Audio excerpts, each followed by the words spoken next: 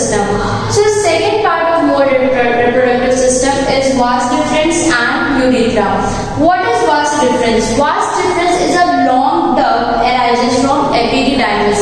Epididymis, which was a part of testes, it gave birth, or from that arises vas deferens, which is a long duct. Duct means an empty place where nothing is present. It is a long duct and it arises from epididymis. What is the function of this vas deferens?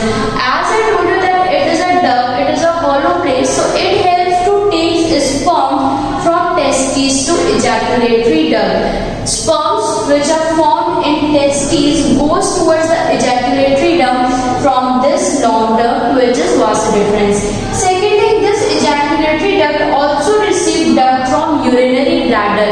Urinary bladder, where urine is stored temporarily for some time, that urinary bladder also opens in that ejaculatory duct, and that testes, sperms produced in testes also came in ejaculatory duct. Therefore, this ejaculatory duct formed a combined duct which contains both sperms and urine, and that duct is known as urethra.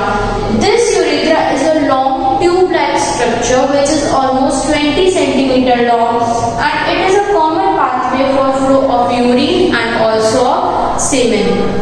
The third part of male reproductive system is seminal vesicles. What is seminal vesicles?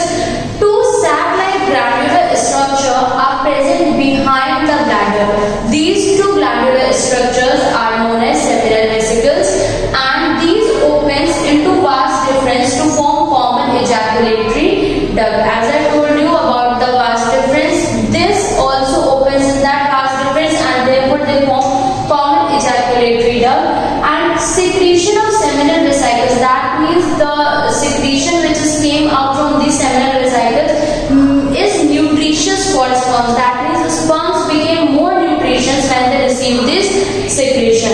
And the fourth part is prostrate gland. Prostrate gland is large walnut-shaped gland, and it is present below the bladder surrounding the urethra.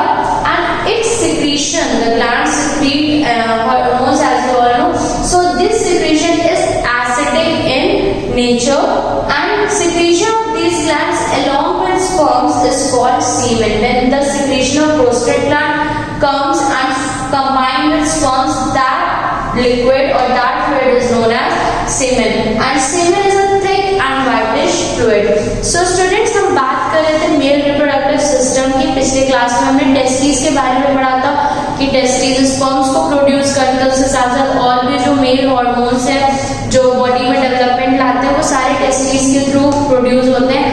आज हम उसी के और कुछ structures की बात करेंगे. तो सेकेंड पार्ट है उसका vas deferens and urethra. vas deferens क्या होता है? vas deferens एक लॉन्ग डक्ट होता है. डक्ट मीन्स कोई खाली जगह जिसके अंदर कुछ भी प्रेजेंट नहीं है.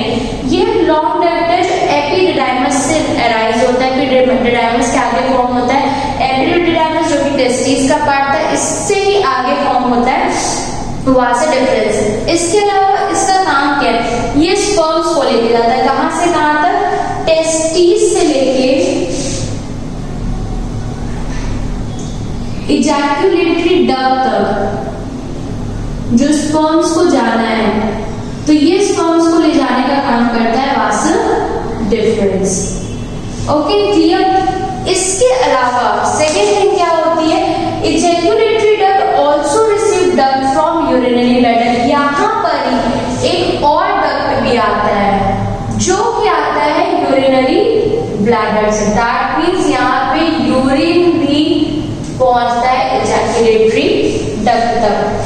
इन दोनों से ये जो इजैक्यूलेटरी डक्ट है, इसमें कंबाइंड डक्ट का फॉर्मेशन होता है which is known as urethra. Urethra के कंबाइंड डक्ट है जिसमें यूरिनरी ब्लैडर का यूरिन भी आ रहा है और टेस्टिस से स्पर्म भी आ रहा है.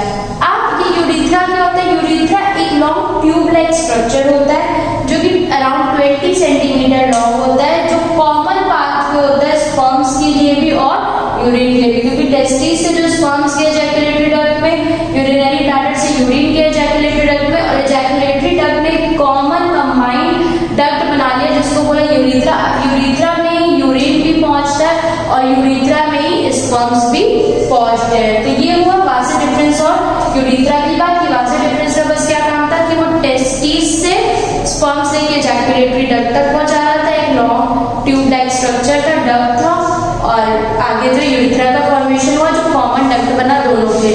इसके आगे थर्ड स्ट्रक्चर की बात करें जो सेमिनल वेसिकल्स। इसमें क्या होता है, ये two sac like glandular sacs structure है और ग्लैंड्स होती है इसमें। ये प्रेजेंट होते हैं यूरिनरी ब्लैडर के बिहाइंड, मतलब उनके पीछे, और इनका ये भी ओपन होते हैं। वास डिफरेंस में ओपनिंग होती है इसकी, और इससे भी कॉमन इजैकुलेटरी डक्ट का फॉर्मेशन होता है। मतलब ये जो इजैकुलेटरी डक्ट फॉर्म हो रहा है इसमें इसकी भी जितने भी सिक्रीशन होते हैं वो भी इसमें आ जाते हैं। और सेमिनल वेसिकल से जो सिक्रीशन हो रहा है जब वो स्पर्म्स के साथ मिक्स होता है तो उसको और भी ज्यादा न्यूट्रिशियस बना देता है, उसको और भी ज्यादा अच्छा बना देता है उसको आगे फर्टिलाइजेशन के लिए। तो इसका सिक्रीशन इसमें बहुत जरूरी है स्पर्म के साथ मिक्स होने के लिए। तो यहाँ पे जो स्पर्म्स आ रहा है इजैकुलेटरी डक्ट में, साथ साथ यहाँ पे सेमिनल वेसिकल्स के भी सिक्रीशन यहाँ तक पहुंचता है। फोर्थ है प्रोस्टेट ग्लैंड। प्रोस्टेट ग्लैंड का काम है, ग्लैंड है तो ऑब्वियस सी बात है हार्मोन्स को सिक्रीट करेगी। ये लार्ज वॉलनट शेप्ड ग्लैंड होती है। ये यूरिनरी ब्लैडर के बिलो प्रेजेंट होती है, ये यूरिथ्रा को सराउंड करती है। जो इसका सिक्रीशन होता है, इससे जो हार्मोन्स सिक्रीट हो रहे हैं ये सब एसिडिक इन नेचर होते हैं। और जब इसका सिक्रीशन प्रोस्टेट ग्लैंड से जो सिक्रीशन निकलता है, जब ये सिक्रीशन कंबाइंड होता है स्पर्म्स के साथ तब फॉर्मेशन होता है इज इक्वल टू तब फॉर्मेशन होता है सीमेन का। और यही सीमेन आगे फर्टिलाइजेशन में हेल्प करता है। इस सीमेन के भी कैरेक्टरिस्टिक की बात करें जो प्रोस्टेट ग्लैंड के सिक्रीशन और स्पर्म से मिलकर बना है, ये व्हाइटिश होता है और साथ ही साथ जो है थिक होता है, एक फ्लूइड लाइक स्ट्रक्चर होता है। So students that's all about these parts of male reproductive system. Thank you.